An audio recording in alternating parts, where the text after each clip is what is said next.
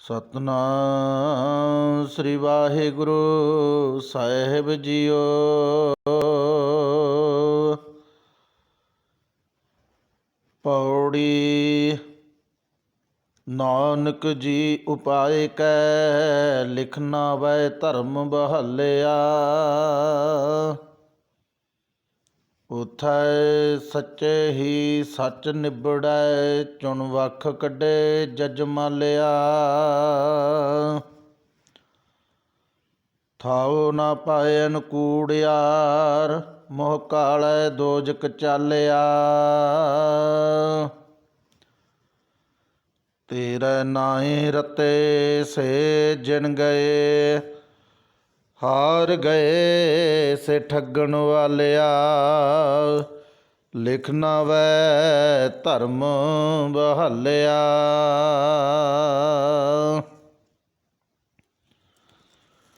ਦਸਾਂ ਪਾਤਸ਼ਾਹੀਆਂ ਦੀ ਪਾਵਨ ਜੋਤ ਜੁਗੋ ਜੁਗ ਅਟਲ।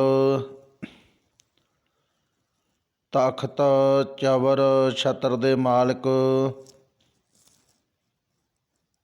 ਧੰਨ ਧੰਨ ਸਾਹਿਬ ਸ੍ਰੀ ਗੁਰੂ ਗ੍ਰੰਥ ਸਾਹਿਬ ਜੀ ਮਹਾਰਾਜ ਜੀ ਦੀ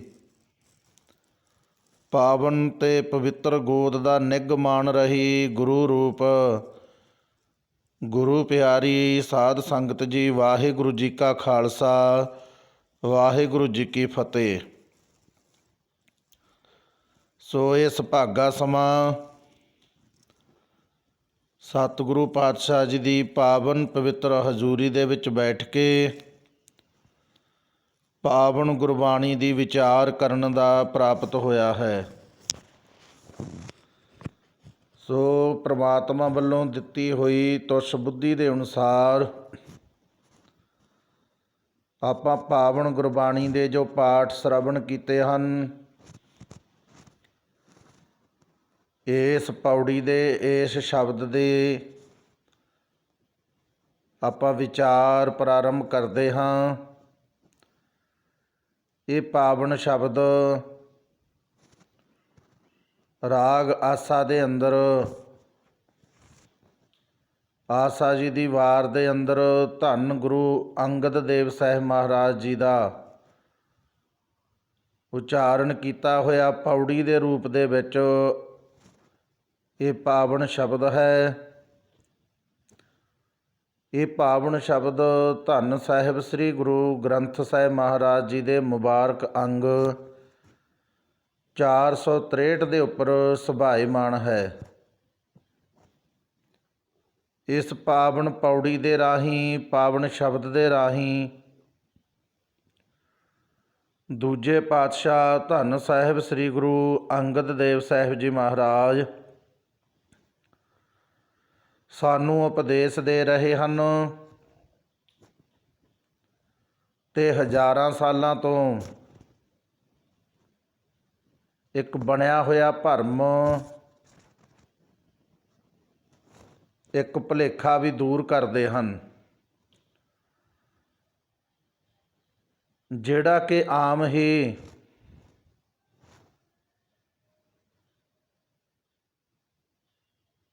ਇਹ ਭਰਮ ਤੇ ਇਹ ਵਹਿਮ ਫੈਲਾਇਆ ਜਾਂਦਾ ਹੈ ਕਿ ਜਦੋਂ ਕੋਈ ਜੀਵ ਆਤਮਾ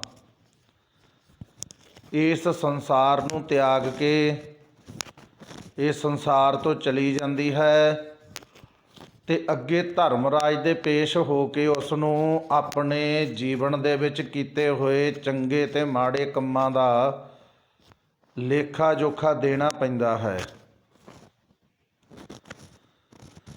ਸੋ ਇਸ ਵਹਿਮ ਤੇ ਭਰਮ ਨੂੰ ਕੱਟਦੇ ਹੋਏ ਗੁਰੂ ਪਾਤਸ਼ਾਹ ਜੀ ਮਹਾਰਾਜ ਪਾਵਨ ਗੁਰਬਾਣੀ ਦੇ ਵਿੱਚ ਸਾਨੂੰ ਧਰਮ ਰਾਜ ਦੀ ਪਰਿਭਾਸ਼ਾ ਸਮਝਾ ਰਹੇ ਹਨ ਕਿ ਭਾਈ ਕੋਈ ਵੀ ਜੀਵ ਆਤਮਾ ਮਰਨ ਤੋਂ ਉਪਰੰਤ, ਇਹ ਸੰਸਾਰ ਨੂੰ ਛੱਡਣ ਤੋਂ ਉਪਰੰਤ ਕਿਸੇ ਧਰਮ ਰਾਜ ਦੇ ਪੇਸ਼ ਨਹੀਂ ਹੁੰਦੀ ਤੇ ਨਾ ਹੀ ਅੱਗੇ ਕੋਈ ਪਰਮਾਤਮਾ ਦੇ ਡਿਪਾਰਟਮੈਂਟ ਦੇ ਵਿੱਚ, ਮਹਿਕਮੇ ਦੇ ਵਿੱਚ ਐਸਾ ਧਰਮ ਰਾਜ ਵਾਲਾ ਕੋਈ ਅੱਗੇ ਸਵਰਗਾਂ ਦੇ ਵਿੱਚ ਕੋਈ ਅਹੁਦਾ ਜਿਹੜਾ ਨਹੀਂ ਹੈ। ਅਸੀਂ ਆਪਣੇ ਜੀਵਨ ਦੇ ਵਿੱਚ ਜੋ ਵੀ ਚੰਗਾ ਜਾਂ ਮਾੜਾ ਕਰਮ ਕਰਦੇ ਹਾਂ, ਇਸੇ ਸਰੀਰ ਦੇ ਵਿੱਚ ਤੇ ਇਸੇ ਜੀਵ ਦੇ ਵਿੱਚ ਆਤਮਿਕ ਤੌਰ 'ਤੇ ਅਸੀਂ ਉਸ ਦਾ ਪੁੰਨ ਜਾਂ ਪਾਪ, ਉਹਦਾ ਫਲ ਹੈ ਜੋ ਭੁਗਤ ਲੈਂਦੇ ਹਾਂ। ਕਿਉਂਕਿ ਸਾਰੀ ਪਾਵਨ ਗੁਰਬਾਣੀ ਦੇ ਅੰਦਰ ਗੁਰੂ ਸਾਹਿਬ ਜੀ ਨੇ, ਭਗਤ ਸਾਹਿਬਾਨ ਜੀ ਨੇ ਸਾਨੂੰ ਇਹ ਉਪਦੇਸ਼ ਦਿੱਤਾ ਹੈ ਕਿ ਭਾਈ ਪ੍ਰਮਾਤਮਾ ਸਰਬ ਵਿਆਪਕ ਹੈ। ਸਾਰਿਆਂ ਜੀਵਾਂ ਦੇ ਅੰਦਰ, ਸਾਰੇ ਸਰੀਰਾਂ ਦੇ ਅੰਦਰ, ਸਮੁੱਚੀ ਕਾਇਨਾਤ, ਸਮੁੱਚੀ ਦੁਨੀਆ ਦੇ ਵਿੱਚ, ਸਮੁੱਚੇ ਜੀਵ ਜੰਤੂਆਂ ਦੇ ਵਿੱਚ ਉਹ ਮਾਲਕ ਪ੍ਰਮਾਤਮਾ ਪਰਮੇਸ਼ਰ ਵਾਹਿਗੁਰੂ ਸਮਾਇਆ ਹੋਇਆ ਹੈ। ਤੇ ਸਾਰੇ ਬ੍ਰਹਿਮੰਡ ਦਾ ਮਾਲਕ, ਸਾਰੇ ਜੀਵਾਂ ਦਾ ਮਾਲਕ ਉਹ ਪ੍ਰਮਾਤਮਾ ਪਰਮੇਸ਼ਰ ਹੈ। ਉਹ ਇਸ ਸ੍ਰਿਸ਼ਟੀ ਦਾ ਰਾਜਾ ਹੈ। ਹੁਣ ਅਸੀਂ ਜੇ ਦੁਨਿਆਵੀ ਉਦਾਹਰਨ ਲੈਂਦੇ ਹਾਂ ਕਿ ਜਿੱਥੇ ਕੋਈ ਰਾਜਾ ਬੈਠਾ ਹੈ, ਉਹਦਾ ਦੀਵਾਨ, ਉਹਦੀ ਕਚਹਿਰੀ ਉਸੇ ਥਾਂ 'ਤੇ ਲੱਗਦੀ ਆ। ਅਸੀਂ ਦੁਨੀਆ ਦੇ ਵਿੱਚ ਦੇਖਦੇ ਹਾਂ, ਜਿੱਥੇ ਵੀ ਕੋਈ ਰਾਜਾ ਮਹਾਰਾਜਾ ਬੈਠਦਾ ਹੈ, ਉੱਥੇ ਹੀ ਉਹਦੀ ਕਚਹਿਰੀ ਲੱਗਦੀ ਹੈ, ਜਿੱਥੇ ਉਹ ਹਾਜ਼ਰ ਹੁੰਦਾ ਹੈ, ਜਿੱਥੇ ਬੈਠਾ ਹੋਇਆ ਹੈ, ਮੌਜੂਦ ਹੈ। ਤੇ ਮਾਲਕ ਪਰਮੇਸ਼ਰ ਜੀ ਇਸ ਸਰੀਰ ਦੇ ਵਿੱਚ ਸਮਾਏ ਹੋਏ ਆ। ਇਹਦਾ ਮਤਲਬ ਕਿ ਪ੍ਰਮਾਤਮਾ ਦੀ ਜੋ ਕਚਹਿਰੀ ਲੱਗਦੀ ਹੈ, ਪ੍ਰਮਾਤਮਾ ਜੋ ਵੀ ਫੈਸਲੇ ਕਰਦਾ ਹੈ, ਉਹ ਸਾਡੇ ਇਸੇ ਸਰੀਰ ਦੇ ਵਿੱਚ ਜਿੱਥੇ ਪ੍ਰਮਾਤਮਾ ਰਹਿ ਰਿਹਾ ਹੈ, ਉੱਥੇ ਹੀ ਚੰਗੇ ਮਾੜੇ ਕੰਮਾਂ ਦਾ ਸਾਡਾ ਫੈਸਲਾ ਹੋ ਜਾਂਦਾ ਹੈ। ਪਾਵਨ ਗੁਰਬਾਣੀ 'ਚ ਅਸੀਂ ਪੜ੍ਹਦੇ ਹਾਂ, ਹਰ ਕਾ ਮੰਦਰ ਇਹੋ ਸਰੀਰ ਹੈ, ਗਿਆਨ ਰਤਨ ਪ੍ਰਗਟ ਹੋਏ। ਕਿ ਭਾਈ ਪ੍ਰਮਾਤਮਾ ਦਾ ਮੰਦਰ, ਹਰੀ ਦਾ ਮੰਦਰ, ਰੱਬ ਦੇ ਰਹਿਣ ਦੀ ਥਾਂ, ਰੱਬ ਦੇ ਰਹਿਣ ਦਾ ਘਰ ਇਹ ਸਰੀਰ ਹੈ। ਤੇ ਗਿਆਨ ਦੇ ਦੁਆਰਾ, ਗਿਆਨ ਰਤਨ ਰੂਪੀ ਸ਼ਬਦ ਦੇ ਦੁਆਰਾ ਪ੍ਰਮਾਤਮਾ ਵਾਹਿਗੁਰੂ ਪਰਮੇਸ਼ਰ ਭਗਵਾਨ ਇਸ ਸਰੀਰ ਦੇ ਵਿੱਚੋਂ ਹੀ ਪ੍ਰਾਪਤ ਹੁੰਦੇ ਹਨ, ਪ੍ਰਗਟ ਹੁੰਦੇ ਹਨ। ਭਾਵ ਪ੍ਰਮਾਤਮਾ ਨੂੰ ਇਸ ਸਰੀਰ ਦੇ ਵਿੱਚੋਂ ਹੀ ਜਾਣਿਆ ਜਾ ਸਕਦਾ ਹੈ। ਭਗਤ ਕਬੀਰ ਸਾਹਿਬ ਜੀ ਕਹਿੰਦੇ ਹਨ, ਦਿਲ ਮੈਂ ਖੋਜ ਦਿਲੈ ਦਿਲ ਖੋਜੋ, ਇਹੀ ਠੌਰ ਮੁਕਾਮਾ। ਕਿ ਭਾਈ ਪ੍ਰਮਾਤਮਾ ਕਿਸੇ ਬਿਲਡਿੰਗ ਦੇ ਵਿੱਚ, ਮਨੁੱਖ ਦੇ ਦੁਆਰਾ ਬਣਾਏ ਹੋਏ ਕਿਸੇ ਘਰ ਦੇ ਵਿੱਚ, ਕਿਸੇ ਧਾਰਮਿਕ ਸਥਾਨ ਦੇ ਵਿੱਚ ਪ੍ਰਮਾਤਮਾ ਨਹੀਂ ਰਹਿੰਦਾ। ਆਪਣੇ ਦਿਲ ਦੇ ਅੰਦਰ ਖੋਜ ਕੇ ਦੇਖੋ, ਵਿਚਾਰ ਕਰਕੇ ਦੇਖੋ, ਰੱਬ ਦੇ ਰਹਿਣ ਦੀ ਠੌਰ ਹੈ, ਜੋ ਥਾਂ ਹੈ, ਉਹ ਇਹ ਦਿਲ ਹੈ, ਸਾਡੀ ਆਤਮਾ ਹੈ। ਸਭੈ ਘਟ ਰਾਮ ਬੋਲੇ ਰਾਮਾ ਬੋਲੇ, ਰਾਮ ਬਿਨਾ ਕੋ ਬੋਲੇ ਰੇ। ਇੱਕ ਪਾਸੇ ਭਗਤ ਸਾਹਿਬਾਨ ਕਹਿ ਰਹੇ ਨੇ ਕਿ ਭਾਈ ਸਾਰਿਆਂ ਸਰੀਰਾਂ ਦੇ ਵਿੱਚ ਉਹ ਪ੍ਰਮਾਤਮਾ ਵਾਹਿਗੁਰੂ ਰਾਮ ਜੀ ਰਮੇ ਹੋਏ ਹਨ, ਸਮਾਏ ਹੋਏ ਹਨ। ਤੇ ਸਾਰਿਆਂ ਸਰੀਰਾਂ ਦੇ ਵਿੱਚ ਪ੍ਰਮਾਤਮਾ ਵਾਹਿਗੁਰੂ ਜੀ ਬੋਲ ਰਹੇ ਹਨ। ਪ੍ਰਮਾਤਮਾ ਤੋਂ ਬਿਨਾਂ ਕੋਈ ਵੀ ਬੋਲ ਨਹੀਂ ਸਕਦਾ। ਭਾਵ ਸਾਰਿਆਂ ਸਰੀਰਾਂ ਦੇ ਵਿੱਚ ਉਸ ਮਾਲਕ ਪਰਮੇਸ਼ਰ ਦੀ ਜੋਤ ਹੀ ਬੋਲ ਰਹੀ ਹੈ। ਸਭ ਗੋਬਿੰਦ ਹੈ, ਸਭ ਗੋਬਿੰਦ ਹੈ, ਗੋਬਿੰਦ ਬਿਨ ਨਹੀਂ ਕੋਈ। ਕਿ ਭਾਈ ਹਰ ਥਾਂ ਦੇ ਵਿੱਚ, ਹਰ ਜੀਵ ਦੇ ਵਿੱਚ, ਸਾਰਿਆਂ ਦੇ ਵਿੱਚ ਉਹ ਗੋਬਿੰਦ, ਸ੍ਰਿਸ਼ਟੀ ਨੂੰ ਪੈਦਾ ਕਰਨ ਵਾਲਾ ਪ੍ਰਮਾਤਮਾ ਸਮਾਇਆ ਹੋਇਆ ਹੈ। ਤੇ ਕੋਈ ਵੀ ਥਾਂ ਉਸ ਪ੍ਰਮਾਤਮਾ ਤੋਂ ਬਿਨਾਂ ਨਹੀਂ ਹੈ। ਹੁਣ ਵਾਰ-ਵਾਰ ਪਾਵਨ ਗੁਰਬਾਣੀ ਦੇ ਅੰਦਰ ਗੁਰੂ ਸਾਹਿਬ ਜੀ ਨੇ ਸਾਨੂੰ ਇਹ ਸਮਝਾਇਆ ਕਿ ਪ੍ਰਮਾਤਮਾ ਇਸ ਸਰੀਰ ਦੇ ਵਿੱਚ ਸਮਾਇਆ ਹੋਇਆ, ਹਰ ਥਾਂ ਦੇ ਵਿੱਚ ਸਮਾਇਆ ਹੋਇਆ। ਹੁਣ ਜਿੱਥੇ ਪ੍ਰਮਾਤਮਾ ਵਾਹਿਗੁਰੂ ਜੀ ਸਮਾਇਆ ਹੋਇਆ ਹੈ, ਉੱਥੇ ਹੀ ਉਸ ਮਾਲਕ ਪਰਮੇਸ਼ਰ ਜੀ ਦੀ ਕਚਹਿਰੀ, ਦਰਗਾਹ ਜਾਂ ਉਸ ਦਾ ਦਫ਼ਤਰ ਲੱਗਦਾ ਹੈ, ਜਿੱਥੇ ਉਹ ਮਨੁੱਖ ਦੇ ਕੀਤੇ ਹੋਏ ਚੰਗੇ ਜਾਂ ਮਾੜੇ ਕਰਮਾਂ ਦਾ ਹਿਸਾਬ ਕਰਦਾ ਹੈ। ਹੁਣ ਜਿੱਥੇ ਰਾਜਾ ਰਹਿੰਦਾ ਹੈ ਉਸ ਦੀ ਕਚਹਿਰੀ ਉੱਥੇ ਹੀ ਲੱਗਦੀ ਹੈ। ਹੁਣ ਜਿੱਥੇ ਰਾਜਾ ਗੈਰ ਹਾਜ਼ਰ ਹੋਵੇ ਉੱਥੇ ਕਚਹਿਰੀ ਨਹੀਂ ਲੱਗਦੀ। ਹੁਣ ਮਾਲਕ ਪਰਮੇਸ਼ਰ ਵਾਹਿਗੁਰੂ ਇਸ ਸਰੀਰ ਵਿੱਚ ਰਹਿ ਰਹੇ ਨੇ ਅਤੇ ਕਚਹਿਰੀ ਵੀ ਮਾਲਕ ਪਰਮੇਸ਼ਰ ਵਾਹਿਗੁਰੂ ਜੀ ਦੀ ਇਸੇ ਸਰੀਰ ਦੇ ਵਿੱਚ ਲੱਗਦੀ ਹੈ। ਅੱਜ ਦਾ ਜੋ ਪਾਵਨ ਸ਼ਬਦ ਹੈ ਇਸ ਪੌੜੀ ਦੇ ਅੰਦਰ ਆਰੰਭਤਾ ਦੇ ਸ਼ਬਦ ਦੇ ਵਿੱਚ ਗੁਰੂ ਸਾਹਿਬ ਜੀ ਦੇ ਪਾਵਨ ਬਚਨ ਹਨ। ਨਾਨਕ ਜੀ ਉਪਾਏ ਕਹਿ ਲਿਖ ਨਾਵੈ ਧਰਮ ਬਹਾਲਿਆ। ਹੇ ਨਾਨਕ, ਇਹਨਾਂ ਜੀਵਾਂ ਨੂੰ ਪ੍ਰਮਾਤਮਾ ਨੇ ਪੈਦਾ ਕਰਕੇ ਧਰਮਰਾਜ ਨੂੰ ਉਹਨਾਂ ਦੇ ਸਿਰ 'ਤੇ ਬਿਠਾ ਦਿੱਤਾ ਹੈ। ਭਾਵ ਉਹਨਾਂ ਦੇ ਅੰਦਰ ਹੀ ਇਹਨਾਂ ਜੀਵਾਂ ਦਾ ਕੀਤੇ ਹੋਏ ਚੰਗੇ ਮਾੜੇ ਕਰਮਾਂ ਦਾ ਲੇਖਾ ਕਰਨ ਦੇ ਲਈ ਧਰਮਰਾਜ ਨੂੰ ਪ੍ਰਮਾਤਮਾ ਨੇ ਇਸ ਜੀਵ ਦੇ ਅੰਦਰ ਹੀ ਬਿਠਾ ਦਿੱਤਾ ਹੈ। ਅਤੇ ਇਹ ਜੀਵ ਉਸ ਮਾਲਕ ਵਾਹਿਗੁਰੂ ਪ੍ਰਮਾਤਮਾ ਦਾ ਹੀ ਪੈਦਾ ਕੀਤਾ ਹੋਇਆ ਹੈ। ਅਤੇ ਅੱਗੇ 1092 ਅੰਗ ਦੇ ਉੱਪਰ ਮਾਰੂ ਵਾਰ ਦੱਖਣਿਆਂ ਦੇ ਅੰਦਰ ਵੀ ਗੁਰੂ ਸਾਹਿਬ ਜੀ ਸਾਨੂੰ ਬੜੇ ਸੌਖੇ ਅਤੇ ਸਰਲ ਸ਼ਬਦਾਂ ਦੇ ਅੰਦਰ ਸਮਝਾ ਰਹੇ ਹਨ। ਇਹ ਵੀ ਮਾਰੂ ਵਾਰ ਦੱਖਣੇ ਪੌੜੀ ਦੇ ਰੂਪ ਦੇ ਵਿੱਚ ਪਾਵਨ ਸ਼ਬਦ ਆਇਆ ਹੈ। 1092 ਅੰਗ ਦੇ ਉੱਪਰ ਤੀਸਰੇ ਪਾਤਸ਼ਾਹ ਧੰਨ ਧੰਨ ਸਾਹਿਬ ਸ੍ਰੀ ਗੁਰੂ ਅਮਰਦਾਸ ਸਾਹਿਬ ਜੀ ਮਹਾਰਾਜ ਜੀ ਦਾ ਉਚਾਰਨ ਕੀਤਾ ਹੋਇਆ ਇਹ ਪਾਵਨ ਸ਼ਬਦ ਹੈ, ਇਹ ਪੌੜੀ ਹੈ। ਇਸ ਪਾਵਨ ਪੌੜੀ ਦੇ ਅੰਦਰ ਵੀ ਗੁਰੂ ਸਾਹਿਬ ਜੀ ਧਰਮਰਾਜ ਦੇ ਬਾਰੇ,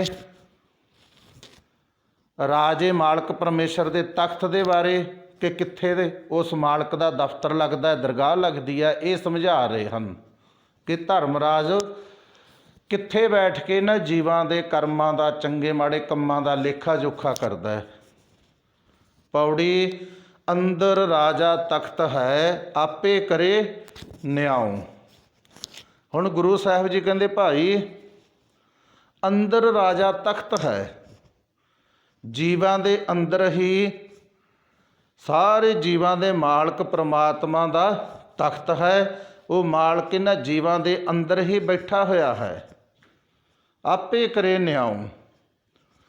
ਅਤੇ ਜੀਵਾਂ ਦੇ ਅੰਦਰ ਬੈਠਾ ਹੋਇਆ ਉਹ ਮਾਲਕ ਪ੍ਰਮਾਤਮਾ ਵਾਹਿਗੁਰੂ ਜੀ ਆਪ ਹੀ ਇਹਨਾਂ ਦੇ ਕੀਤੇ ਹੋਏ ਚੰਗੇ ਮਾੜੇ ਕੰਮਾਂ ਦਾ ਨਿਆਂ ਕਰਦਾ ਰਹਿੰਦਾ ਹੈ।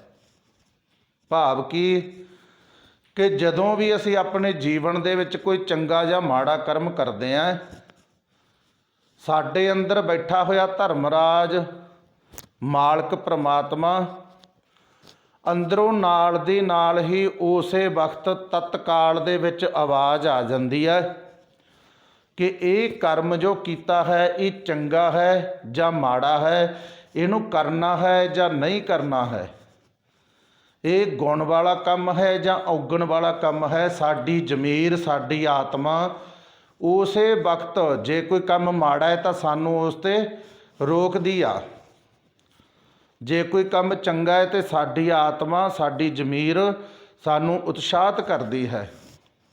ਪਰ ਅਫਸੋਸ ਅਸੀਂ ਆਪਣੀ ਆਤਮਾ ਦੀ ਆਵਾਜ਼, ਆਪਣੀ ਜ਼ਮੀਰ ਦੀ ਆਵਾਜ਼ ਨੂੰ ਨਹੀਂ ਸੁਣਦੇ ਅਤੇ ਆਪਣੇ ਮਨ ਦੀ ਆਵਾਜ਼ ਨੂੰ ਸੁਣ ਕੇ ਮਨ ਦੇ ਪਿੱਛੇ ਲੱਗ ਕੇ ਕੋਈ ਬੁਰਾ ਕਰਮ ਕਰਦੇ ਹਾਂ, ਜਾਂ ਤਾਂ ਵਿਸ਼ੇ ਵਿਕਾਰਾਂ ਦੇ ਵਿੱਚ ਗੁਲਾਮ ਹੋਏ ਹੋਏ, ਵਿਸ਼ੇ ਵਿਕਾਰਾਂ ਦੇ ਅਧੀਨ ਹੋਏ ਹੋਏ ਅਸੀਂ ਕੋਈ ਬੁਰਾ ਕਰਮ ਕਰਦੇ ਹਾਂ, ਜਾਂ ਸਾਡੀ ਆਸ਼ਾ ਤ੍ਰਿਸ਼ਨਾ ਹੈ ਜਿਹੜੀ ਉਹ ਸਾਡੇ ਤੋਂ ਕੋਈ ਲੋਭ ਲਾਲਚ ਦੇ ਵਿੱਚ ਜਾਂ ਕੋਈ ਹੋਰ ਆਪਣੇ ਇੱਛਾਵਾਂ ਦੀ ਪੂਰਤੀ ਦੇ ਲਈ ਸਾਥੋਂ ਬੁਰੇ ਕਰਮ ਕਰਵਾ ਦਿੰਦਾ ਹੈ ਜੋ ਸਾਡਾ ਮਨ ਹੈ।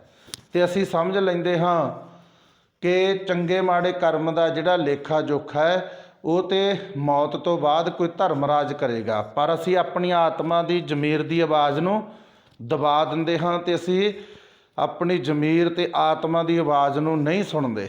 ਸਾਡੇ ਅੰਦਰੋਂ ਵਾਰ-ਵਾਰ ਆਵਾਜ਼ ਆਉਂਦੀ ਹੈ, ਬਾਅਦ ਦੇ ਵਿੱਚ ਵੀ ਸਾਡੀ ਜ਼ਮੀਰ, ਸਾਡੀ ਆਤਮਾ ਜੇ ਸਾਥੋਂ ਕੋਈ ਬੁਰਾ ਕਰਮ ਹੋਇਆ ਤੇ ਉਹਦੇ ਤੇ ਸਾਨੂੰ ਲਾਹਣਤ ਪਾਉਂਦੀ ਰਹਿੰਦੀ ਹੈ, ਜਿਹੜਾ ਕਿ ਜਮਾਂ ਦਾ ਦੰਡ ਹੈ। ਜਾਂ ਜਦੋਂ ਸਾਨੂੰ ਕਿਸੇ ਬੁਰੇ ਕਰਮ ਦੀ ਸਜ਼ਾ ਮਿਲਦੀ ਹੈ, ਇਹ ਫਿਰ ਅਸੀਂ ਜਮਾਂ ਦਾ ਦੰਡ ਭੁਗਤ ਰਹੇ ਹੁੰਦੇ ਹਾਂ। ਹੁਣ ਗੁਰੂ ਸਾਹਿਬ ਕਹਿੰਦੇ ਭਾਈ, ਜਦੋਂ ਰਾਜਾ ਇਸ ਸਰੀਰ ਦੇ ਵਿੱਚ ਰਹਿੰਦਾ ਹੈ ਤੇ ਜਿੱਥੇ ਰਾਜਾ ਰਹਿੰਦਾ ਉਹਦਾ ਦੀਵਾਨ ਵੀ ਉੱਥੇ ਲੱਗਦਾ ਹੈ, ਉਹਦੀ ਦਰਗਾਹ ਵੀ ਉੱਥੇ ਲੱਗਦੀ ਆ। ਅੰਦਰ ਰਾਜਾ ਤਖਤ ਹੈ, ਆਪੇ ਕਰੇ ਨਿਆਉ। ਹੁਣ ਸਾਡੇ ਅੰਦਰ ਬੈਠਾ ਹੋਇਆ ਮਾਲਕ ਪ੍ਰਮਾਤਮਾ ਧਰਮਰਾਜ ਤਖਤ ਲਾ ਕੇ ਬੈਠਾ ਹੋਇਆ ਹੈ ਤੇ ਸਾਡੇ ਕੀਤੇ ਹੋਏ ਚੰਗੇ ਮਾੜੇ ਕਰਮਾਂ ਤੇ ਆਪ ਹੀ ਨਿਆਂ ਕਰਦਾ ਹੈ। ਸਾਡੀ ਆਤਮਾ ਦੀ ਆਵਾਜ਼ ਆਉਂਦੀ ਹੈ, ਉਹ ਵੱਖਰੀ ਗੱਲ ਹੈ ਕਿ ਅਸੀਂ ਆਪਣੀ ਆਤਮਾ ਆਪਣੀ ਜ਼ਮੀਰ ਦੀ ਆਵਾਜ਼ ਨੂੰ ਸੁਣਨਾ ਪ੍ਰਵਾਨ ਨਹੀਂ ਕਰਦੇ, ਪਰ ਚੰਗੇ ਮਾੜੇ ਦੀ ਪਛਾਣ ਸਾਡੇ ਅੰਦਰ ਬੈਠਾ ਹੋਇਆ ਧਰਮਰਾਜ, ਸਾਡੇ ਅੰਦਰ ਬੈਠੀ ਹੋਈ ਸੱਚ ਦੀ ਆਵਾਜ਼, ਸਾਡੀ ਆਤਮਾ, ਸਾਡੀ ਜ਼ਮੀਰ ਉਸੇ ਵੇਲੇ ਸਾਨੂੰ ਚੰਗੇ ਮਾੜੇ ਦੀ ਪਛਾਣ ਕਰਵਾ ਦਿੰਦੀ ਹੈ। ਗੁਰ ਸ਼ਬਦੀ ਦਰ ਜਾਣੀਐ ਅੰਦਰ ਮਹਿਲ ਅਸਰਾਓ। ਸਾਰੇ ਜੀਵਾਂ ਦੇ ਅੰਦਰ ਹੀ ਉਸ ਮਾਲਕ ਪ੍ਰਮਾਤਮਾ ਦਾ ਮਹਿਲ ਹੈ ਤੇ ਅੰਦਰ ਬੈਠਾ ਜੀਵਾਂ ਨੂੰ ਉਹ ਮਾਲਕ ਪ੍ਰਮਾਤਮਾ ਵਾਹਿਗੁਰੂ ਜੀ ਆਸਰਾ ਦਿੰਦਾ ਹੈ ਤੇ ਉਹਦੇ ਮਹਿਲ ਦਾ ਜਿਹੜਾ ਬੂਹਾ ਹੈਗਾ ਉਹ ਗੁਰੂ ਦੇ ਸ਼ਬਦ ਦੇ ਦੁਆਰਾ ਹੀ ਲੱਭਦਾ ਹੈ। ਹੁਣ ਗੁਰੂ ਦੇ ਦਿੱਤੇ ਹੋਏ ਗਿਆਨ ਦੇ ਦੁਆਰਾ ਹੀ ਪਤਾ ਲੱਗਦਾ ਹੈ ਕਿ ਹਾਂ ਮੇਰੇ ਅੰਦਰ ਸੱਚ ਦੀ ਆਵਾਜ਼ ਹੈ, ਮੈਂ ਆਪਣੇ ਮਨ ਦੇ ਪਿੱਛੇ ਨਹੀਂ ਲੱਗਣਾ, ਮੈਂ ਸੱਚ ਦੀ ਆਵਾਜ਼ ਨੂੰ ਸੁਣਨਾ ਹੈ, ਆਪਣੀ ਆਤਮਾ ਦੀ ਆਵਾਜ਼ ਨੂੰ ਸੁਣਨਾ ਹੈ, ਜ਼ਮੀਰ ਦੀ ਆਵਾਜ਼ ਨੂੰ ਸੁਣਨਾ ਹੈ ਤੇ ਉਸ ਆਤਮਾ ਦੀ ਆਵਾਜ਼ ਦੇ ਮੁਤਾਬਕ ਚੰਗੇ ਮਾੜੇ ਦੀ ਪਛਾਣ ਕਰਕੇ ਮੈਂ ਕਰਮ ਕਰਨਾ ਹੈ। ਹੁਣ ਇਹ ਗੁਰੂ ਦੇ ਦਿੱਤੇ ਹੋਏ ਗਿਆਨ ਦੇ ਦੁਆਰਾ ਹੀ ਸੋਝੀ ਆਵੇਗੀ। ਜਦੋਂ ਹੁਣ ਮਨੁੱਖ ਗੁਰੂ ਦੇ ਗਿਆਨ ਤੋਂ ਸੱਖਣਾ ਹੈ ਤੇ ਮਨਮੁਖ ਹੈ, ਆਪਣੇ ਮਨ ਦੇ ਪਿੱਛੇ ਲੱਗਿਆ ਹੋਇਆ ਹੈ, ਉਸ ਨੇ ਮੰਨ ਲਿਆ ਜਿਸ ਤਰ੍ਹਾਂ ਪ੍ਰਚਾਰ ਹੋਇਆ ਕਿ ਭਾਈ ਧਰਮਰਾਜ ਹੈ ਜੋ ਅਗਲੇ ਜਨਮ ਦੇ ਵਿੱਚ ਜਾਂ ਉੱਪਰ ਕਿਸੇ ਸਵਰਗ ਦੇ ਵਿੱਚ ਬੈਠਾ ਹੋਇਆ ਸਾਡੇ ਕੀਤੇ ਹੋਏ ਚੰਗੇ ਮਾੜੇ ਕੰਮਾਂ ਦਾ ਲੇਖਾ ਜੋਖਾ ਕਰੇਗਾ। ਅਸੀਂ ਇਸ ਜੀਵਨ ਦੇ ਵਿੱਚ ਬੇਪਰਵਾਹ ਹੋ ਕੇ ਫਿਰ ਬੁਰੇ ਕਰਮ ਕਰਦੇ ਰਹਿੰਦੇ ਹਾਂ। ਗੁਰੂ ਸਾਹਿਬ ਕਹਿੰਦੇ ਨਹੀਂ ਭਾਈ, ਇਸ ਜੀਵਨ ਨੂੰ ਸੋਹਣਾ ਬਣਾ, ਇੱਥੇ ਹੀ ਤੈਨੂੰ ਮੁਕਤੀ ਮਿਲਣੀ ਆ, ਇੱਥੇ ਹੀ ਤੂੰ ਬੁਰੇ ਕਰਮਾਂ ਤੋਂ, ਬੰਧਨਾਂ ਤੋਂ, ਵਿਸ਼ੇ ਵਿਕਾਰਾਂ ਤੋਂ ਮੁਕਤ ਹੋਣਾ ਹੈ। ਆਪਣੇ ਅੰਦਰ ਦੀ ਆਵਾਜ਼ ਨੂੰ ਸੁਣ। ਇਹ ਹੁਣ ਮਹਿਲ ਦਾ ਜਿਹੜਾ ਦਰਵਾਜ਼ਾ ਹੈ ਗੁਰੂ ਦੇ ਸ਼ਬਦ ਦੁਆਰਾ ਹੀ ਖੁੱਲ੍ਹਦਾ ਹੈ। ਭਾਵ ਇਹਦੀ ਪਹਿਚਾਣ ਗੁਰੂ ਦੇ ਦਿੱਤੇ ਹੋਏ ਗਿਆਨ ਦੇ ਦੁਆਰਾ ਹੀ ਹੁੰਦੀ ਆ ਕਿ ਧਰਮਰਾਜ ਤਾਂ ਮੇਰੇ ਅੰਦਰ ਹੈ, ਮੇਰੇ ਅੰਦਰ ਹੀ ਬੈਠਾ ਹੋਇਆ ਚੰਗੇ ਮਾੜੇ ਕੰਮਾਂ ਨੂੰ ਦੇਖ ਰਿਹਾ ਤੇ ਮੈਂ ਜੀਵਨ ਦੇ ਵਿੱਚ ਕੋਈ ਵੀ ਬੁਰਾ ਕਰਮ ਨਾ ਕਰਾਂ। ਇਸ ਕਰਕੇ ਮੈਨੂੰ ਆਪਣੀ ਜ਼ਮੀਰ ਦੇ, ਆਪਣੀ ਆਤਮਾ ਦੇ ਅੱਗੇ ਪੇਸ਼ ਨਾ ਹੋਣਾ ਪਵੇ। ਹੁਣ ਇਹ ਸਾਡੇ ਅੰਦਰ ਸੱਚ ਦੀ ਆਵਾਜ਼, ਇਹ ਜ਼ਮੀਰ ਆਤਮਾ ਦੀ ਆਵਾਜ਼, ਇਹਦਾ ਕੰਮ ਕੀ ਹੈ? ਖਰੇ ਪਰਖ ਖਜ਼ਾਨਾ ਪਾਈਨ ਖੋਟਿਆ ਨਾਹੀਂ ਥਾਉ। ਸਾਡੇ ਜੀਵਾਂ ਦੇ ਅੰਦਰ ਬੈਠਾ ਹੋਇਆ ਪ੍ਰਮਾਤਮਾ ਧਰਮਰਾਜ, ਇਹ ਆਪਣੀ ਹਜ਼ੂਰੀ ਦੇ ਵਿੱਚ ਖਰਿਆਂ ਨੂੰ ਪਰਖ ਕੇ, ਜੋ ਸੱਚ ਦੇ ਨਾਲ ਜੁੜੇ ਹੋਏ ਮਨੁੱਖ ਹੈ ਉਹਨਾਂ ਨੂੰ ਪਰਖ ਕੇ ਆਪਣੇ ਖਜ਼ਾਨੇ ਦੇ ਵਿੱਚ ਰੱਖ ਲੈਂਦਾ ਹੈ। ਸਾਡੀ ਜ਼ਮੀਰ, ਸਾਡੀ ਆਤਮਾ ਸੱਚ ਨੂੰ ਪ੍ਰਵਾਨ ਕਰਕੇ ਸਾਨੂੰ ਇੱਜ਼ਤ ਬਖਸ਼ਦੀ ਆ। ਖੋਟਿਆਂ ਨਾਹੀਂ ਥਾਉ। ਤੇ ਜੇ ਜੀਵ ਦੇ ਅੰਦਰ ਖੋਟ ਹੋਵੇ, ਮਨ ਦੇ ਪਿੱਛੇ ਲੱਗ ਕੇ ਕੋਈ ਕਰਮ ਕੀਤਾ ਹੋਵੇ, ਇਹ ਆਤਮਾ ਜ਼ਮੀਰ ਸੱਚ ਦੀ ਆਵਾਜ਼ ਉਹਨੂੰ ਆਪਣੇ ਅੰਦਰ ਕੋਈ ਥਾਂ ਜਾਂ ਮਾਣ ਇੱਜ਼ਤ ਨਹੀਂ ਦਿੰਦੀ। ਦੁਨੀਆ ਭਾਵੇਂ ਕਿੰਨਾ ਸਤਿਕਾਰ ਕਰੇ, ਪਰ ਮਨੁੱਖ ਦੀ ਜ਼ਮੀਰ ਆਤਮਾ ਜਾਣਦੀ ਹੈ ਕਿ ਇਹ ਤਰੱਕੀ, ਇਹ ਰਾਜ ਭਾਗ, ਇਹ ਵਿਸ਼ੇ ਵਿਕਾਰ, ਇਹ ਸੁੱਖ ਕਿਵੇਂ ਪ੍ਰਾਪਤ ਹੋਇਆ। ਤੇ ਅੰਦਰ ਬੈਠੀ ਹੋਈ ਆਤਮਾ ਦੀ ਆਵਾਜ਼ ਸਾਨੂੰ ਫਿਰ ਲਾਹਣਤਾਂ ਪਾਉਂਦੀ ਰਹਿੰਦੀ ਹੈ ਤੇ ਸਾਨੂੰ ਆਪਣੇ ਅੰਦਰ ਹੀ ਪ੍ਰਵਾਨ ਹੋਣ ਦੀ ਥਾਂ ਪ੍ਰਾਪਤ ਨਹੀਂ ਹੁੰਦੀ। ਸਭ ਸੱਚੋ ਸੱਚ ਵਰਤਦਾ, ਸਦਾ ਸੱਚ ਨਿਆਉ। ਉਹ ਸਦਾ ਥਿਰ ਰਹਿਣ ਵਾਲਾ ਪ੍ਰਮਾਤਮਾ ਹਰ ਥਾਂ 'ਤੇ ਮੌਜੂਦ ਹੈ ਤੇ ਉਸ ਪ੍ਰਮਾਤਮਾ ਦਾ ਨਿਆਂ ਵੀ ਉਸ ਪ੍ਰਮਾਤਮਾ ਦੇ ਵਾਂਗੂ ਸਦਾ ਅਟੱਲ ਹੈ, ਸਦਾ ਰਹਿਣ ਵਾਲਾ ਹੈ। ਪ੍ਰਮਾਤਮਾ ਦਾ ਨਿਆਂ ਵੀ ਸੱਚਾ ਹੈ परमात्मा आप भी सच है। ਅੰਮ੍ਰਿਤ ਕਾ ਰਸ ਆਇਆ ਮਨ ਵਸਿਆ ਨਾਉ। ਹੁਣ ਉਹਨਾਂ ਨੂੰ ਪਰਮਾਤਮਾ ਦੇ ਨਾਮ ਦਾ ਸਵਾਦ ਹੁੰਦਾ ਹੈ ਜਿਨ੍ਹਾਂ ਦੇ ਮਨ ਦੇ ਵਿੱਚ ਨਾਮ ਵਸਦਾ ਹੈ। ਭਾਵ ਜਿਨ੍ਹਾਂ ਨੇ ਆਪਣੇ ਅੰਦਰ ਬੈਠੇ ਹੋਏ ਸੱਚ ਦੀ ਆਵਾਜ਼ ਨੂੰ ਸੁਣ ਲਿਆ, ਸੱਚ ਦੇ ਨਾਲ ਜੁੜ ਗਏ, ਜਿਨ੍ਹਾਂ ਨੇ ਆਪਣੀ ਜ਼ਮੀਰ ਆਤਮਾ ਦੀ ਆਵਾਜ਼, ਧਰਮਰਾਜ ਦੀ ਆਵਾਜ਼ ਨੂੰ ਸੁਣ ਲਿਆ। ਜੋ ਆਤਮਾ ਦੀ ਆਵਾਜ਼ ਆਈ, ਜੋ ਸਾਨੂੰ ਸੱਚ ਦਿਸਿਆ, ਮਨੁੱਖ ਨੇ ਸੱਚ 'ਤੇ ਪਹਿਰਾ ਦਿੱਤਾ, ਗੁਰੂ ਦੇ ਦਿੱਤੇ ਹੋਏ ਗਿਆਨ ਦੇ ਮੁਤਾਬਕ ਆਪਣੇ ਜੀਵਨ ਦੇ ਵਿੱਚ ਕਰਮ ਕੀਤੇ, ਫਿਰ ਉਹਨਾਂ ਮਨੁੱਖਾਂ ਨੂੰ ਅੰਮ੍ਰਿਤ ਦਾ ਰਸ ਆਉਂਦਾ ਹੈ। ਉਹਨਾਂ ਮਨੁੱਖਾਂ ਦਾ ਜੀਵਨ ਆ ਜਿਹੜਾ ਉਹ ਸਫਲ ਹੋ ਜਾਂਦਾ ਹੈ ਅਤੇ ਆਪਣੇ ਅੰਦਰੋਂ ਫਿਰ ਕੋਈ ਵੀ ਬੁਰਾ ਕਰਮ ਮਨ ਦੇ ਪਿੱਛੇ ਲੱਗ ਕੇ ਨਹੀਂ ਕਰਦੇ। ਆਪਣੇ ਅੰਦਰੋਂ ਆਵਾਜ਼ ਸੁਣ ਕੇ, ਸੱਚ ਦੀ, ਧਰਮਰਾਜ ਦੀ ਆਵਾਜ਼ ਸੁਣ ਕੇ, ਫਿਰ ਉਸ ਦੇ ਮੁਤਾਬਕ ਸੱਚੇ ਕਰਮ ਕਰਕੇ ਇਸ ਜੀਵਨ ਦੇ ਵਿੱਚ ਹੀ ਮੁਕਤ ਹੋ ਜਾਂਦੇ ਨੇ। ਵਿਸ਼ੇ ਵਿਕਾਰਾਂ ਤੋਂ, ਔਗਣਾਂ ਤੋਂ, ਆਸਾ ਤ੍ਰਿਸ਼ਨਾ ਤੋਂ ਮੁਕਤ ਹੋ ਜਾਂਦੇ ਹਨ। ਹੁਣ ਜੋ ਪੌੜੀ ਦੀ ਆਪਾਂ ਵਿਚਾਰ ਕਰ ਰਹੇ ਹਾਂ, ਇਸ ਪਾਵਨ ਪੌੜੀ ਦੇ ਅੰਦਰ ਗੁਰੂ ਸਾਹਿਬ ਸਾਨੂੰ ਵਾਰ-ਵਾਰ ਇਹੀ ਸਮਝਾ ਰਹੇ ਨੇ ਕਿ ਭਾਈ ਧਰਮਰਾਜ ਅੱਗੇ ਕੋਈ ਵੀ ਨਹੀਂ ਹੈ, ਨਾ ਅੱਗੇ ਕਿਸੇ ਧਰਮਰਾਜ ਦੇ ਪੇਸ਼ ਹੋਣਾ ਹੈ। ਮੌਤ ਤੋਂ ਬਾਅਦ ਦਾ ਕੋਈ ਲੇਖਾ ਜੋਖਾ ਨਹੀਂ ਹੈ। ਇੱਥੇ ਤੇਰੇ ਜਿਉਂਦੇ ਜੀ ਹੀ ਹਰ ਰੋਜ਼ ਤੇਰਾ ਲੇਖਾ ਜੋਖਾ ਤੇਰੀ ਆਤਮਾ ਦੀ ਆਵਾਜ਼ ਕਰ ਰਹੀ ਹੈ। ਤੂੰ ਗੁਰੂ ਦੇ ਸ਼ਬਦ ਦੁਆਰਾ, ਗੁਰੂ ਦੇ ਦਿੱਤੇ ਗਿਆਨ ਦੇ ਦੁਆਰਾ ਆਪਣੇ ਅੰਦਰ ਦੀ ਆਵਾਜ਼ ਨੂੰ ਸੁਣਨ ਦੀ ਕੋਸ਼ਿਸ਼ ਕਰ। ਨਾਨਕ ਜੀ ਉਪਾਏ ਕਾ ਲਿਖਨਾਵੈ ਧਰਮ ਬਹਾਲਿਆ। ਹੇ ਨਾਨਕ, ਪਰਮਾਤਮਾ ਨੇ ਜੀਵਾਂ ਨੂੰ ਪੈਦਾ ਕਰਕੇ ਧਰਮ ਰਾਜ ਨੂੰ ਇਹਨਾਂ ਦੇ ਅੰਦਰ ਹੀ ਜੀਵਾਂ ਦੇ ਕੀਤੇ ਹੋਏ ਚੰਗੇ ਮਾੜੇ ਲੇਖਾਂ ਦਾ ਲੇਖ ਲਿਖਣ ਦੇ ਲਈ, ਉਹਨਾਂ ਦਾ ਫੈਸਲਾ ਕਰਨ ਦੇ ਲਈ ਜੀਵ ਦੇ ਅੰਦਰ ਹੀ ਬਿਠਾਇਆ ਹੋਇਆ ਹੈ। ਧਰਮਰਾਜ ਕਿੱਥੇ ਹੈ? ਧਰਮਰਾਜ ਪਰਮਾਤਮਾ ਨੇ ਜੀਵ ਦੇ ਅੰਦਰ ਹੀ ਬਿਠਾਇਆ ਹੋਇਆ ਹੈ। ਅਤੇ ਧਰਮਰਾਜ ਦਾ ਕੰਮ ਕੀ ਹੈ? ਉੱਥੇ ਸੱਚੇ ਹੀ ਸੱਚ ਨਿਬੜੈ, ਚੁਣ ਵੱਖ ਕੱਢੇ ਜਜਮਾਲਿਆ। ਧਰਮਰਾਜ ਦੀ ਕਚਹਿਰੀ ਦੇ ਵਿੱਚ ਨਿਰੋਲ ਸੱਚ ਦੇ ਦੁਆਰਾ ਹੀ ਜੀਵ ਦੇ ਕੀਤੇ ਕਰਮਾਂ ਦਾ ਨਿਬੇੜਾ ਹੁੰਦਾ ਹੈ। ਸਾਡੀ ਜੋ ਜ਼ਮੀਰ ਹੈ, ਆਤਮਾ ਹੈ, ਇਹ ਸਿਰਫ ਅਤੇ ਸਿਰਫ ਨਿਰੋਲ ਸੱਚ ਦਾ ਨਿਬੇੜਾ ਕਰਦੀ ਹੈ।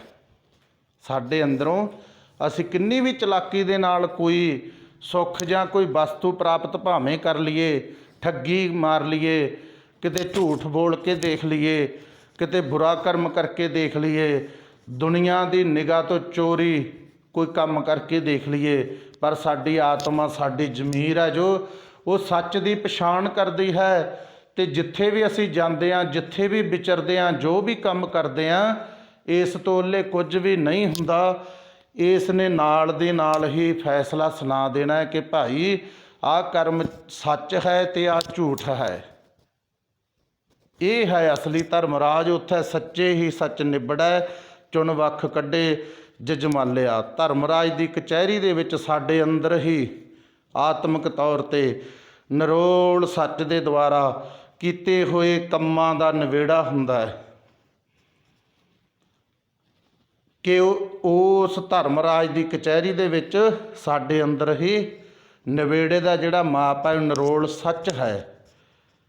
ਮਨੁੱਖ ਤਾਂ ਕਿਸੇ ਦੇ ਨਾਲ ਭੇਦਭਾਵ ਕਰ ਸਕਦਾ ਹੈ, ਪਰ ਇਹ ਆਤਮਾ ਦੀ ਆਵਾਜ਼, ਇਹ ਧਰਮਰਾਜ ਕਿਸੇ ਦੇ ਨਾਲ ਭੇਦਭਾਵ, ਗਰੀਬ ਅਮੀਰ ਦਾ, ਛੋਟੇ ਵੱਡੇ ਦਾ, ਬੁਰੇ ਚੰਗੇ ਦਾ ਕੋਈ ਭੇਦਭਾਵ ਨਹੀਂ ਕਰਦੀ। ਕੀਤੇ ਹੋਏ ਕਰਮ ਦੇ ਅਨੁਸਾਰ ਹੀ ਪਛਾਣ ਕੀਤੀ ਜਾਂਦੀ ਹੈ। ਅਤੇ ਜਿਨ੍ਹਾਂ ਦੇ ਪੱਲੇ ਸੱਚ ਹੁੰਦਾ ਹੈ, ਉਹਨਾਂ ਨੂੰ ਹੀ ਆਤਮਾ, ਜ਼ਮੀਰ ਆਦਰ ਦਿੰਦੀ ਹੈ। ਅਤੇ ਜਿਨ੍ਹਾਂ ਦੇ ਕਰਮ ਬੁਰੇ ਹੈ, ਮੰਦ ਕਰਮੀ ਜੀਵ ਚੁਣ ਕੇ ਵੱਖਰੇ ਕੀਤੇ ਜਾਂਦੇ ਆ, ਅਤੇ ਆਤਮਾ ਉਹਨਾਂ ਨੂੰ ਧਿਰਕਾਰ ਦਿੰਦੀ ਹੈ। ਥਾਉ ਨਾ ਪਾਇਨ ਕੂੜਿਆਰ, ਮੁਕਾਲੈ ਦੋਜਕ ਚਾਲਿਆ। ਕੂੜੀ ਠੱਗੀ ਕਰਨ ਵਾਲੇ ਜੀਵਾਂ ਨੂੰ ਆਤਮਿਕ ਤੌਰ 'ਤੇ ਆਪਣੇ ਅੰਦਰ ਬੈਠੇ ਹੋਏ ਧਰਮਰਾਜ ਦੇ ਦਰ 'ਤੇ ਟਿਕਾਣਾ ਨਹੀਂ ਮਿਲਦਾ। ਮੂੰਹ ਕਾਲਾ ਕਰਕੇ ਉਹਨਾਂ ਨੂੰ ਦੋਜ਼ਖ ਦੇ ਵਿੱਚ ਧੱਕਿਆ ਜਾਂਦਾ ਹੈ। ਭਾਵ ਉਹ ਹਰ ਰੋਜ਼ ਪਛਤਾਵੇ ਦੀ ਅੱਗ ਦੇ ਵਿੱਚ ਸੜਦੇ ਨੇ। ਹਰ ਰੋਜ਼ ਆਪਣੇ ਕੀਤੇ ਹੋਏ ਬੁਰੇ ਕਰਮ ਦੇ ਕਾਰਨ ਆਤਮਾ ਤੋਂ ਲਾਹਣਤਾਂ ਪ੍ਰਾਪਤ ਹੁੰਦੀਆਂ। ਉੱਥੋਂ ਫਿਰ ਮੂੰਹ ਨਹੀਂ ਛੁਪਾਇਆ ਜਾ ਸਕਦਾ। ਮਨੁੱਖ ਦੁਨੀਆ ਤੋਂ ਓਹਲਾ ਰੱਖ ਸਕਦਾ, ਦੁਨੀਆ ਤੋਂ ਮੂੰਹ ਛੁਪਾ ਸਕਦਾ, ਪਰ ਆਪਣੇ ਆਪ ਤੋਂ ਮੂੰਹ ਨਹੀਂ ਛੁਪਾ ਸਕਦਾ। ਇਹਨੂੰ ਕਹਿੰਦੇ ਨੇ ਧਰਮ ਰਾਏ ਜਬ ਲੇਖਾ ਮੰਗੈ ਕਿਆ ਮੁਖ ਲੈ ਕੇ ਜਾਹੇਂਗਾ। ਮਨੁੱਖਾ, ਹੇ ਭਾਈ, ਤੂੰ ਦੁਨੀਆ ਤੋਂ ਲੁੱਕ ਕੇ ਕੰਮ ਕਰ ਲਏ ਹੋਣਗੇ, ਪਰ ਤੇਰੇ ਅੰਦਰ ਬੈਠੇ ਹੋਏ ਧਰਮਰਾਜ ਨੇ ਜਦੋਂ ਤੇਰੇ ਤੋਂ ਲੇਖਾ ਮੰਗਿਆ, ਫਿਰ ਉਹਦੇ ਅੱਗੇ ਕਿਹੜਾ ਮੂੰਹ ਲੈ ਕੇ ਪੇਸ਼ ਹੋਵੇਂਗਾ? ਆਪਣੇ ਆਪ ਦੇ ਅੱਗੇ ਕਿਹੜੇ ਮੂੰਹ ਦੇ ਨਾਲ ਪੇਸ਼ ਹੋਵੇਂਗਾ ਜਦੋਂ ਆਤਮਾ ਨੇ ਸੱਚ ਤੇ ਝੂਠ ਦਾ ਨਿਬੇੜਾ ਕੀਤਾ। ਤੇਰਾ ਨਾਹੀਂ ਰੱਤੇ ਸੇ ਜਿਨ ਗਏ, ਹਾਰ ਗਏ ਸੇ ਠੱਗਣ ਵਾਲਿਆ। ਹੇ ਪ੍ਰਮਾਤਮਾ, ਜੋ ਮਨੁੱਖ ਤੇਰੇ ਨਾਮ ਦੇ ਰੰਗ ਦੇ ਵਿੱਚ ਰੱਤੇ ਗਏ, ਉਹ ਜਿਣ ਗਏ, ਭਾਵ ਉਹ ਜਿੱਤ ਗਏ, ਉਹ ਇਸ ਜੀਵਨ ਦੀ ਬਾਜੀ ਨੂੰ ਜਿੱਤ ਗਏ। ਹਾਰ ਗਏ ਸੇ ਠੱਗਣ ਵਾਲਿਆ। ਤੇ ਠੱਗੀ ਕਰਨ ਵਾਲੇ, ਠੱਗੀਆਂ ਮਾਰਨ ਵਾਲੇ, ਅਗਲੇ ਜਨਮ ਦੇ ਧਰਮਰਾਜ ਤੋਂ ਡਰਨ ਵਾਲੇ, ਆਪਣੇ ਇਸ ਜੀਵਨ ਦੇ ਵਿੱਚ ਧਰਮਰਾਜ ਦੀ ਸੱਚ ਦੀ ਆਵਾਜ਼ ਤੋਂ ਖੁੰਝੇ ਹੋਏ ਮਨੁੱਖ ਇਸ ਜੀਵਨ ਦੀ ਬਾਜੀ ਨੂੰ ਹਾਰ ਜਾਂਦੇ ਹਨ। ਲਿਖਨ ਆਵੈ ਧਰਮ ਬਹੱਲਿਆ। ਹੇ ਪ੍ਰਮਾਤਮਾ, ਧਰਮਰਾਜ ਨੂੰ ਜੀਵਾਂ ਦੇ ਕੀਤੇ ਕਰਮਾਂ ਦਾ ਲੇਖਾ ਲਿਖਣ ਵਾਸਤੇ ਤੂੰ ਉਹਨਾਂ ਦੇ ਅੰਦਰ ਹੀ ਬਿਠਾਲ ਦਿੱਤਾ ਹੈ। ਇੱਥੋਂ ਤੱਕ ਆਪਾਂ ਪਾਵਨ ਬਾਣੀ ਦੇ ਸ਼ਬਦ ਦੀ ਵਿਚਾਰ ਕੀਤੀ ਹੈ। ਆਪਾਂ ਵੀ ਪਾਵਨ ਗੁਰਬਾਣੀ ਤੋਂ ਸਮਝ ਲੈ ਕੇ ਅਗਲੇ ਮੌਤ ਤੋਂ ਅੱਗੇ ਧਰਮਰਾਜ ਜੋ ਬਣਾਇਆ ਹੋਇਆ ਹੈ, ਮੁਕਰਰ ਕੀਤਾ ਹੋਇਆ ਹੈ, ਉਸ ਧਰਮਰਾਜ ਦਾ ਡਰ ਆਪਣੇ ਮਨ ਦੇ ਵਿੱਚੋਂ ਕੱਢ ਕੇ ਇਸ ਜੀਵਨ ਦੇ ਵਿੱਚ ਆਪਣੇ ਅੰਦਰ ਬੈਠੇ ਹੋਏ ਧਰਮਰਾਜ ਆਤਮਾ ਜ਼ਮੀਰ ਦੀ ਆਵਾਜ਼ ਨੂੰ ਸੁਣੀਏ ਤੇ ਸੱਚੋ ਹੀ ਸੱਚ ਕੰਮ ਹੈ ਜੋ ਇਸ ਜੀਵਨ ਦੇ ਵਿੱਚ ਕਰੀਏ। ਆਸ਼ਾ, ਤ੍ਰਿਸ਼ਨਾ, ਵਿਸ਼ੇ ਵਿਕਾਰਾਂ, ਬੰਧਨਾਂ ਤੋਂ ਮੁਕਤ ਹੋ ਕੇ ਆਪਣੇ ਇਸ ਜੀਵਨ ਨੂੰ ਹੀ ਮੁਕਤ ਕਰ ਲਈਏ, ਸਫਲ ਬਣਾ ਲਈਏ। ਸੋ ਇੱਥੋਂ ਤੱਕ ਪਾਵਨ ਗੁਰਬਾਣੀ ਦੀ ਵਿਚਾਰ ਕੀਤੀ ਹੈ। ਹੋਈਆਂ ਭੁੱਲਾਂ ਦੀ ਖਿਮਾ ਕਰਨੀ। ਵਾਹਿਗੁਰੂ ਜੀ ਕਾ ਖਾਲਸਾ, ਵਾਹਿਗੁਰੂ ਜੀ ਕੀ ਫਤਿਹ।